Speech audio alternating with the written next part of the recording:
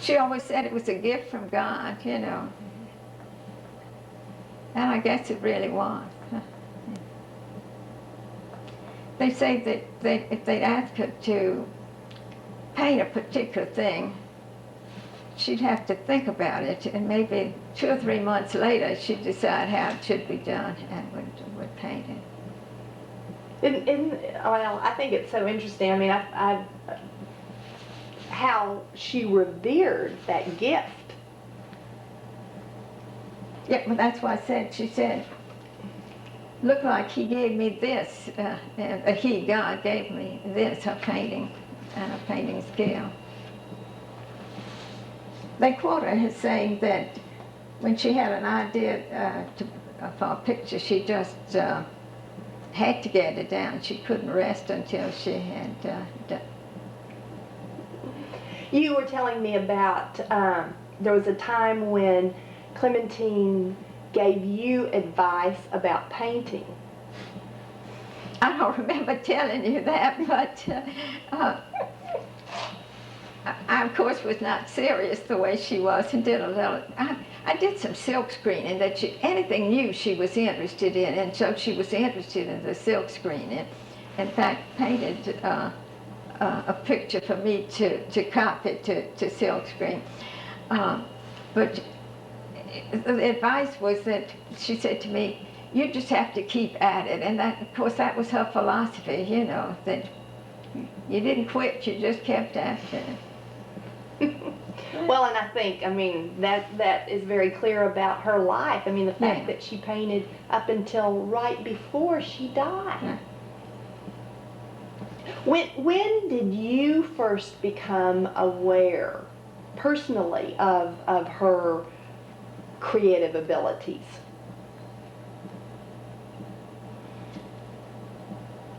Let's see. I remember one day, my mother and I stopped by her place, and she had a number of paintings that I think she had just begun to sell them.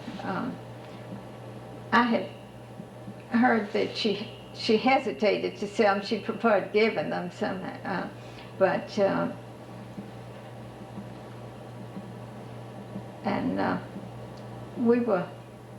my mother recognized her, of course, and recognized right away that her paintings were interesting, and bought several. She put in, we had a little house that we used to use as a playhouse, and she put them in there.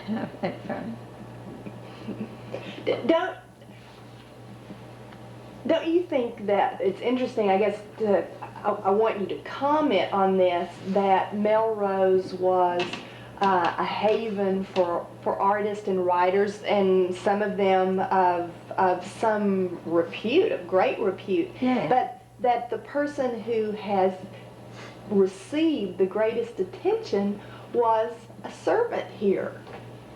Well, it was Miss Alberta Kinsey, and I remember Miss Alberta here. She'd go around the countryside looking for something to paint, and it was she who gave her the first, or left the first tubes of paint and brushes. And as they always say, that Clementine's fame far outweighed hers. Yeah, it's a remarkable story in a way. You're right. Oh, I think it's wonderful. I think it's very encouraging.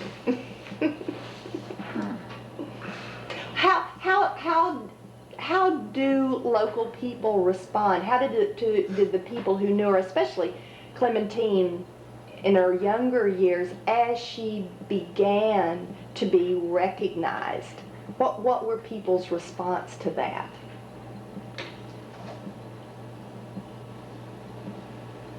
I don't know if I know an answer to that. Let me think. Well, everyone around here knew Clementine and liked Clementine, you know. I can't recall whether a lot of the people around here had her paintings or not. I know after her death, they realized over here at St. Augustine that they didn't have any of her paintings. And she painted so many and gave them away and sold them, and we all bought them and sold, and gave them away as gifts. I even used some at school for prizes for, people who wrote poetry and that sort of thing. I bet they're happy about that. I guess so, too. We all realized that there was talent there, and of course, I suppose no one realized how much they, well, I won't say how much they're worth, but how much they would cost today and how much you'd pay for them today. Oh, I am sure that is true. What did you most admire in Clementine? You knew her all of your life, and just looking back. Not quite. Well, I was thinking about your mother. They were good friends and friends over there. The relationship goes back. I think I gained something from that I resembled my mother a good bit, and somehow I think that it made Clementine and me good friends too, because they had been friends. I always respected Clementine and her work and what she did and her ideas. And she let me be a part of what she had, too, in her pain. When they gave her the honorary doctor's degree, she had the hood that they had given her. She had it at her house. I had to try it on, and she showed me the frame letter of congratulations from President Reagan. So she was very proud of that, because it seemed like... I thought so. I thought so. How did she seem to respond to all of this attention? Oh, she just took it in stride. It didn't mean that much to her. But I think that the honorary doctorate did. And she didn't, even when they made arrangements for shows and so on, she really didn't want to go and be a part of that. One time, I guess it was Dr. Ryan from New Orleans had made arrangements for an exhibit of her things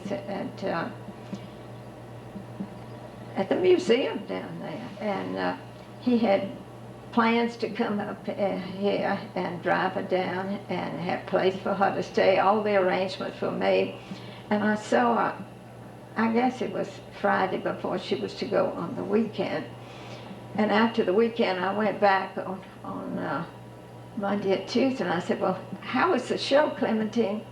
I didn't go, she said. I guess she figured people could come to her. And they did, of course, they did, How do you think her success story, how is that an encouragement today to young people? You having been a teacher, how can we use Clementine's example to encourage young people today, especially young black people?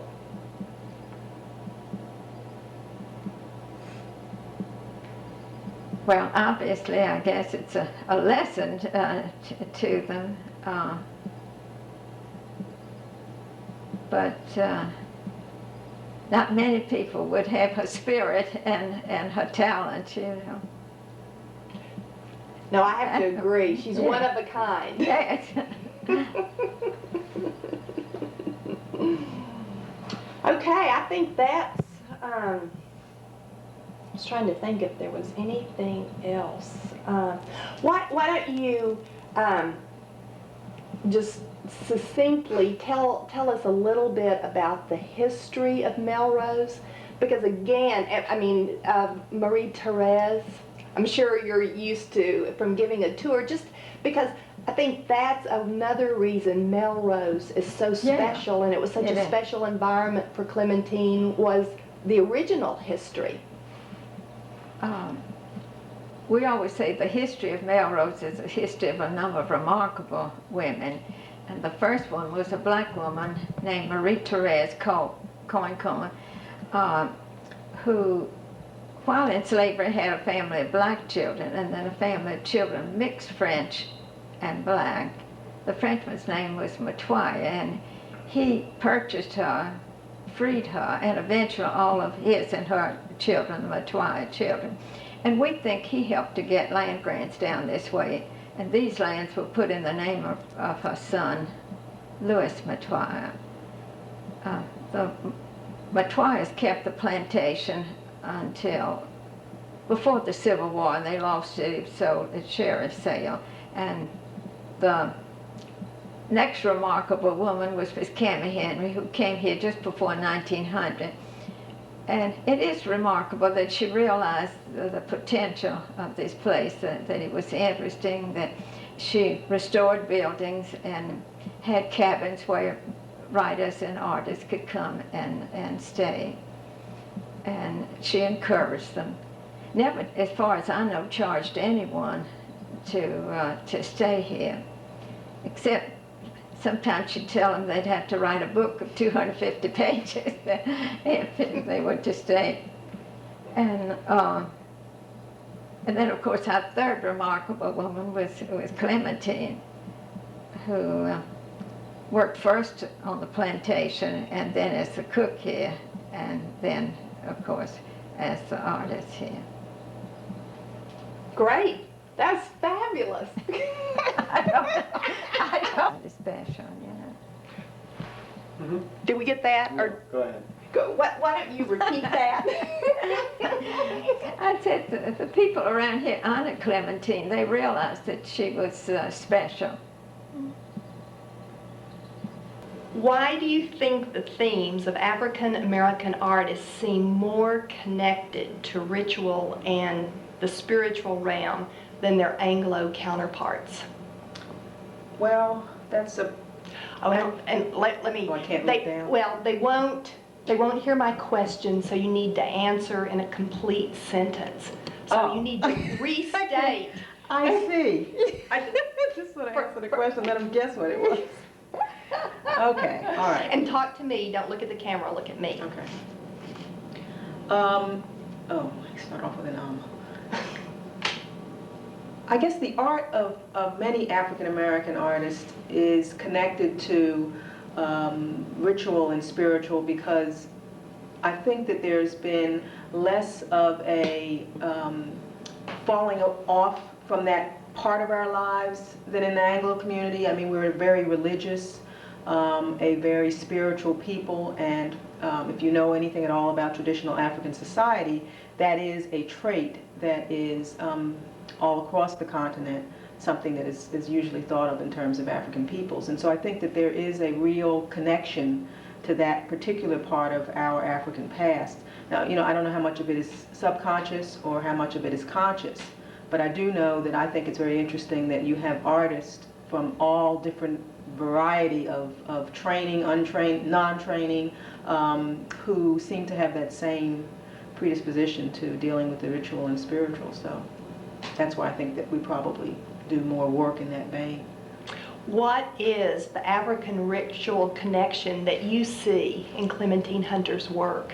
There's several rituals that I think Clementine is, could be, I shouldn't say is, because I certainly don't know for sure if this is what she was thinking of, but what I see in the work are a strong connection to the ritual of day-to-day living as it relates to being a part of the whole, the world. I see that in the work very clearly. I think that she refers to certain rituals in the community that are important, like the funeral ritual, which maybe for all communities is important, but certainly in the African traditional society, funerals were extremely important because of their reconnection to the ancestors. And she deals a lot with repeated imagery of funeral processions and funeral rituals. She also deals with weddings a lot. And, you know, that, regardless of what everyone says about the fact that at one point slavery kind of demolished that whole connection to the marriage ceremony, I think that that was just not so. And I think that she shows that not to be so, because certainly because she's a woman from rural Louisiana, in fact plantation Louisiana, she's depicting a ritual that she must have known about for a long time, which means it must have been going on for a long time. So that those are a couple of them. And then there's some that I think are a little less obvious, which have to do with the notion of peoples working collectively to achieve a good for the community. And that's a ritual that I see also repeated pretty regularly in her work. Definitely. How would you explain the spiritual drive to interpret certain experiences seen in self-taught African American artists, and particularly Clementine? Well, Clementine, I like to separate Clementine Hunter from many of the other untrained artists that I'm familiar with, because I see some things in her work that I don't see in theirs. For instance, I don't see her being obsessed with dealing with the religious topics. I think she does touch on that, but I don't think that she is by any means driven by that. She seems to be far more interested in trying to understand her surroundings, understand her environment, and understand those things that made that environment than she is to simply trying to reinterpret religious doctrine.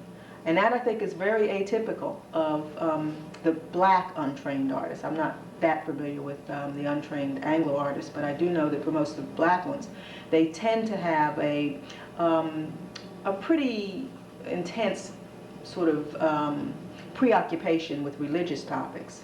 And I don't see that in her work at all. I mean, yes, she's done the angels, and yes, she's done scenes that deal with churches, but it's not even done in the same way, you know, because she's never seemingly judgmental.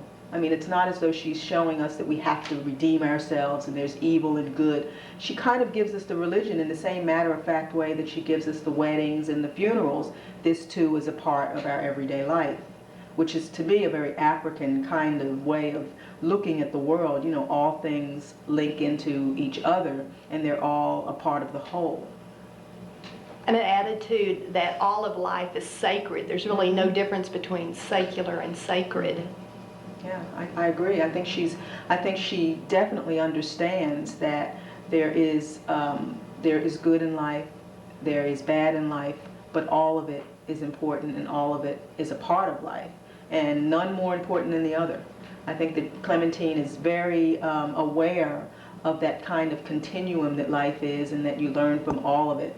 And that, you know, you can't say that one is more worthy of artistic expression than the other, because it's all there. It's all a part of the whole.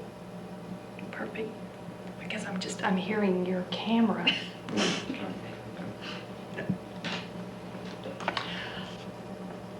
How would you describe Clementine Hunter's creative ability? And I guess in light of it being intuitive and innate, because she's self-taught.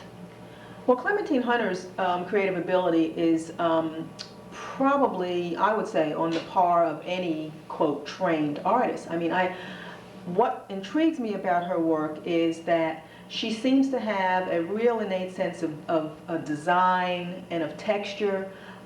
She creates images that are, you know, basically pretty mundane if you want to talk about what they're about. But what she does with them is very interesting to me, because she doesn't get involved in just dealing with balance or symmetry.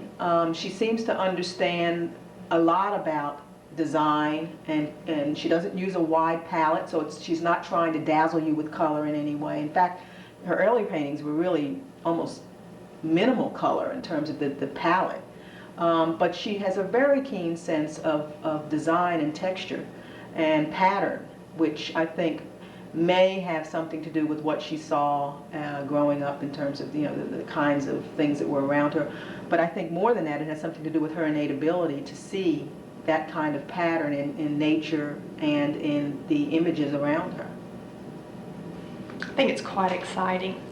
What does Clementine Hunter's work provide? And in that, I'm taking it from what you talked about, is that it is an example of the Spirit's ability to transcend earthly travail. Well, I think that Clementine Hunter, for me as an artist, what she provides for me is a real lesson in what the Spirit can do for an artist as far as allowing them to free themselves from whatever the day-to-day upsets might be, and to allow themselves to expand beyond just the conscious everyday sort of being that you must go through life relating to. But I think what she has shown us is that it is very possible through her art for her to show us a level that I'm sure probably you would not have even been aware of just to interact with her on a daily basis as going through her day. Certainly it's what we all as artists strive to do, is to get to that other level that allows us to show the world something that they couldn't otherwise see. And I think she's done it very successfully. And I don't even know if she's aware that she's done it, and that she knew that she was doing it, but certainly the work shows you that she was able to do that. Can you give an example of how she demonstrated that, maybe with one of the paintings? Let me think, which one? Well, there are quite a few of them that I have as favorites. And Should I raise her mic up? Seems to be falling a little bit. That's good. Yeah, let me see if I can. It's not picking up. I think it's Oh, it's picking up picking up. fine, I Yeah. think. But it just started turning a little sideways, and I wanted it to be sure to be picking up your voice clearly. Okay. What you're saying is too important to lose. Okay. I'm trying to, I'm bad on remembering titles. That's the only. Well, you can just pick a subject. Oh, okay. Yeah, you don't have to remember titles at all. Let's see. Phrase the question again, and then about. You said it was an Oh. adjunct to that question. You Well, said. I wanted you To give me an to give me an example of one of her works that shows the Spirit's ability to transcend the earthly travail. Okay. One of the, well, there's several paintings, there's several topics that I think she dealt with that sort of illustrate her ability to transcend that sort of day-to-day drudgery of whatever she might have had to do in the workday. She dealt with the topic of work in a way that made you not see it as something that was, such a hardship for the people. And though you know that if they were working on a plantation, it couldn't have been a whole lot of fun. But somehow she presents it in such a way that you're much more focused on the collectiveness of the spirit of the people to get something done, the interrelatedness of them to each other in the community, the fact that she shows us people who are cooperatively getting something done, to me indicates that she had some sense that this is something more than just work, that it's something that has to do with people being together, with people helping each other to get things done. And that's certainly a more spiritual kind of view of people and their position in society, their function in a community, than just seeing them as workers, mere workers. I don't think she ever shows us a scene of the work situation that is not involved in giving us some sense of these people and their community effort to get things done. So that's one topic that I think she very successfully gives us an image of her view of how life is never a total downer. There's always something positive in it. I was even amazed that she gives us these scenes of the kind of Saturday night wildlife that that too seemed almost in a way to give us a sense of community rather than, could have been this bloody mess that she could have shown us. It was almost like, well, this too is a ritual, and this too is something that happens. And I read an account that she dictated, I guess, regarding that ritual. And she even talks about it as if it was really great fun, even though it was kind of dangerous, you know, but it was a real exciting kind of a danger. And so it seemed as though all of what she had to say about her life and the things that happened in her community was on a positive level. It was never the sadness of it, or even the funerals did not particularly seem to be depicting sadness. More, they depicted the idea of people coming together for that last kind of final goodbye than it was a sad kind of scene. To me, it says a lot about just how she chose to view life. I mean, though heaven knows her life must have been so hard, but she chose to focus on what was good and what was meaningful. And I don't get the sense that there was much that she didn't see as good. I mean, I think she very clearly understood, you know, what was happening around her, and certainly rural Louisiana at the time that she was growing up was certainly not a wonderful place for an African American to be. But at the same time, there were those rituals, and I think those are the things that saw the black community through those hard times, as they do now, that she chose to focus on that, the things that kept the community strengthened rather than the things that weakened it. And I think that is a very kind of African thing to do also. It's like you never spend your time worrying about the negatives. You know that at some point things will change, and you know, you have the power to help them change, and so, you know, you focus on the positive. I agree. Artistically, and this somewhat, you've answered this, but now I want you to speak specifically to this. Artistically, how does Clementine Hunter deal with her daily struggles with racism? Artistically, I think Clementine Hunter addresses racism, but not in the way you might think she would. I was always interested in the fact that she evidently views everything from a black perspective, because she gives us scenes that many of her fellow folk artists or untrained artists, whatever you want to call them, almost invariably depict with Anglos in it. I mean, especially the biblical scenes. And all of Clementine Hunter's scenes are of black people. So, I mean, I can only imagine that she was a person who saw her blackness as something very positive, because otherwise she would have done, I don't think she would have done as many scenes of black people as she did, particularly those that historically have been depicted otherwise. So I think that she was very much secure in her blackness. She understood the racism, but at the same time, she didn't choose to have that be the focus of her work. She almost seemed to transcend that as well, if that's possible. No, I think it is. One thing that was mentioned by someone who knew her well was that one of the reasons why she didn't paint more white people was because she had a hard time mixing flesh tone. Mm-hmm. But she did the Britton family. Yeah, but I mean, she didn't like that painting.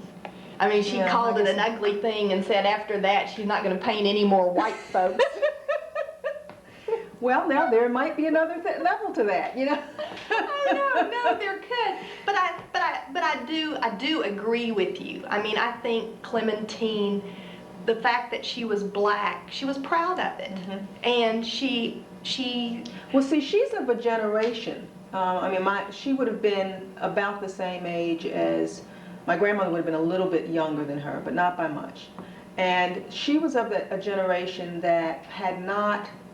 Or at least I shouldn't say a generation, she was of a type in the African American community who were very proud of their African past.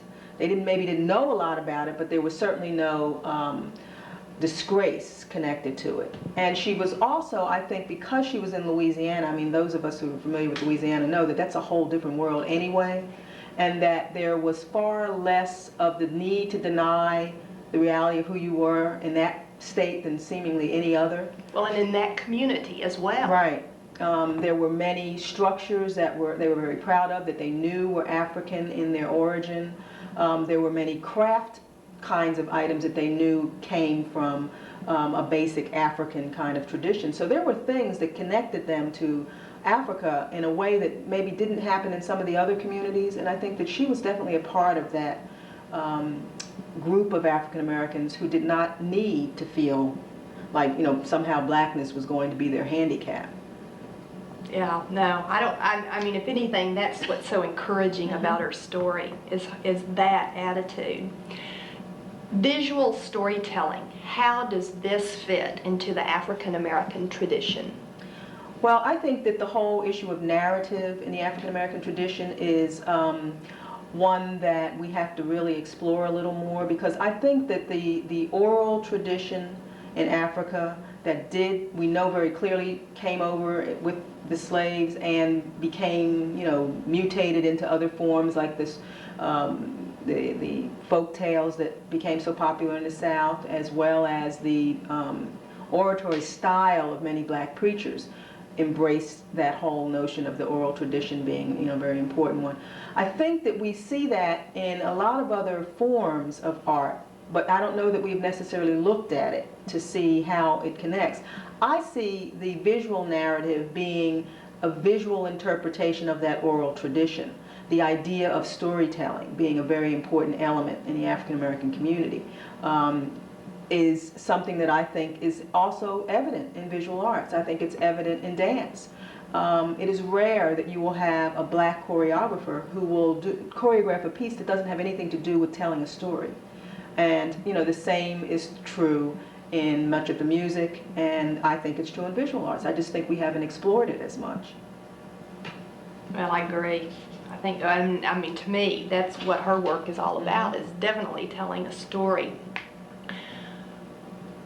She seems to give all of her scenes equal significance, and we just talked about that a little bit. What does that tell us about Clementine's life? Well, I think Clementine Hunter, as I think we talked about earlier. Why don't you start over because of the beep? We've got 2 minutes. Go ahead. I think that Clementine Hunter viewed life as something that is all-encompassing, and that there are all kinds of things that happen to a person in their life, and that they should really pull from all of those things, because all of them are significant, all of them are valuable. And I think that her paintings tell us that, because she chooses to give us a true cross-section of what must have been her experiences.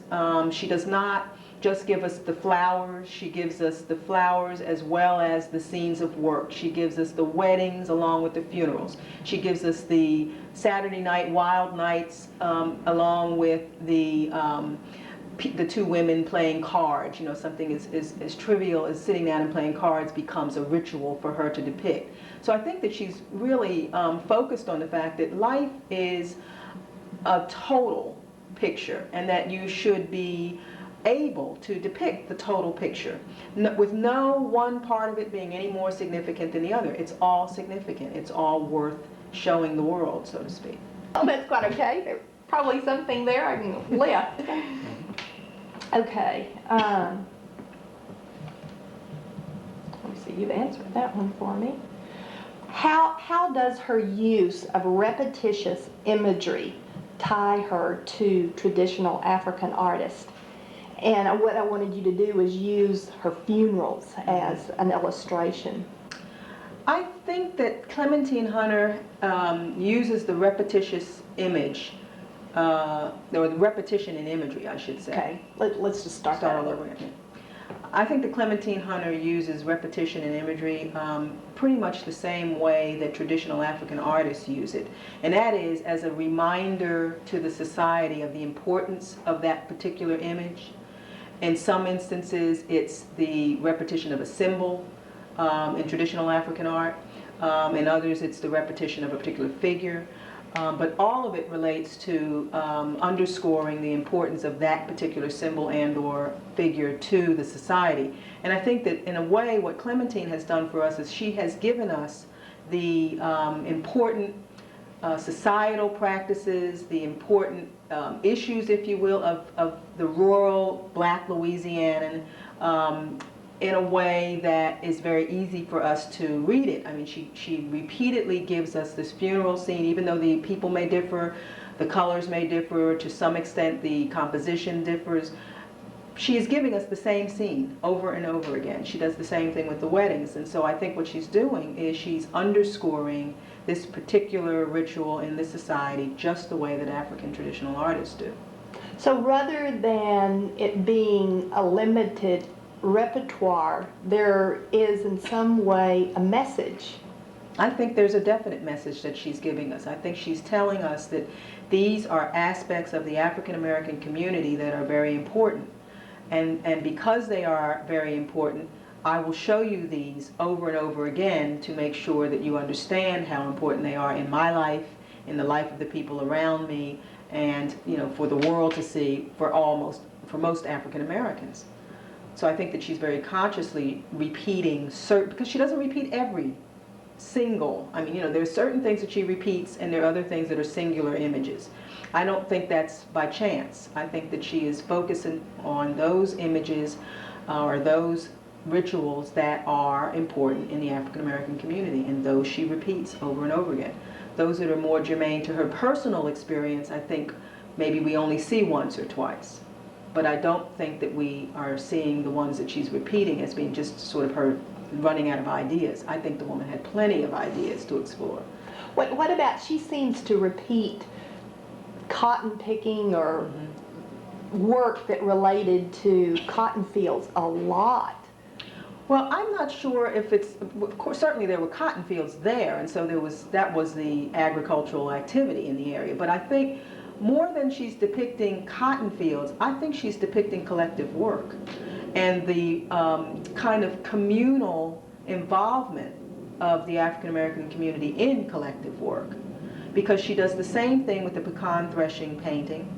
And what you see is an activity that certainly is not an exciting activity, but you get a sense of the community and its involvement with that particular activity. I think she does the same thing with the washing of the clothes on the Cane River. I mean, there are just a host of different activities in a work-related way going on there. But I think what she's showing us is not so much the activities, but the way in which work got done on the plantation, that it was this collective effort, sort of communal involvement, which, as I see it, is a very African tradition. That's great. I think that's wonderful. I think it's going to change the way people perceive her work. Either that or they're going to think I'm crazy. Where does she see all this stuff? Who made this shit up? And Well, indeed I did, but it's what I see. Well, and I think it's important to present new ideas, and I don't think they're outrageous. Of course, that's one art historian to another one. So, what do you think? Okay. Talking about self-taught artists, of what aesthetic value is the art of a self-taught artist? And I guess this goes back to a little bit of what we were talking about. People may walk up to Clementine Hunter's paintings and say, my child could do that. Mm-hmm. Well, obviously they couldn't. So how do we teach people that the childlike execution is a part of it, but there's so much more. I mean, there's a true artist that is behind that. I think that I shouldn't start everything with I think. Part of what I see as being problematic in exploring the work of folk artists, if you will, or untrained artists, or self-taught is probably a much better way to describe them, is that far too much emphasis has been placed on kind of their charm and the superficial nature of what they're doing, rather than really sort of exploring the topics that they choose to examine, as well as the palette they choose to use. And I think that what has happened is, for many of us, we have had our exposure to self-taught artists by way of some of these views of the work being very exciting because it's so naive. rather than looking at it in the same way that we would look at an artist who has been trained for what is the work about, what is it that the artist is trying to achieve. And I don't put it all on the same level either. I mean, there are self-taught artists who I consider not to be terribly exciting one way or the other. And then there are those like Clementine Hunter who I think definitely are doing something that is worthy of closer examination. I mean, her work is not about naive portrayal of, you know, just nice scenes. You know, she was not trying to give us a whitewashed version of life on the plantation. She was really exploring those kinds of community rituals that she thought, you know, we needed to understand. She organized her picture plane in such a way that you very much understood how she felt about whatever was in it. The enlarged kinds of images, I think she had some idea of what she was doing with those enlargements, because there were paintings where she didn't do it. And I figured if she did it in one place to scale, so to speak, she could have done it in the other paintings in that way, but she chose not to. So I think we are often too quick to look at self-taught artists on the surface rather than exploring their more subconscious, if you will, motivation for doing the work. So I'm not sure what we learn from looking at a whole wide range of self-taught artists, because I don't think they all belong in the same category. I think we've got some that very much were geniuses artistically, and others that did some very interesting things, but that weren't necessarily artistically on the level of, say, a Clementine Hunter. Clementine Hunter's life. Well, why did she live so long? But beyond that, but it's more that she lived so long and had such a positive view of life, because she had to have seen what we would have considered the worst of black life in America, and the best, because she went through the 60s, which, you know, was a time when there was all this hope and what have you. But her view never changed. You know, it was always very positive and very all-inclusive. And to me, that's pretty amazing. I think it's a real challenge as an African-American artist to do work that is consistently hopeful and consistently about, you know, the positive aspects of our lives in this country. What do you think, why do you think, I mean, without knowing or anything, but I think guess there are just people as who a are- sister. I really believe that there are people who are, and these are the people who I consider truly spiritual. There are those people who are so centered, if you will, I mean, to use a contemporary cliche, but I really believe that's what she was, that she really had a sense of her place in the universe, and that she was able to therefore get through anything, because she was not fazed in you know, so many ways by what happened, because she was very, very clear on who she was and where she was and what she was about. And I think there are those people in this world who are able to transcend all of what might be considered negative, because they realize there's a bigger purpose for them being here, and they fulfill that rather than, you know, some earthly kind of opinion about what they should be and what they should be doing. There's a quote by her that said that she says, "God gave me my painting, and I've got to use it until He takes me away." Mm-hmm. What does that statement tell you about her? Well, I think when she refers to her God-given ability to paint, and the fact that, you know, she's got to do it until she dies, is exactly what I see as that connection to the universe, that she understands that this is something that she has, it's a gift, and it's a gift that has to be used, and that she doesn't take it for granted. She has to use it, and she has to do it as much as she possibly can, which is probably the reason why we have so many Clementine Hunter paintings, because she very seriously took upon herself the need to get that expression out, to explore it as much as she possibly could, because she did see it as a gift that was given to her from God, and that she had an obligation, basically, to explore it.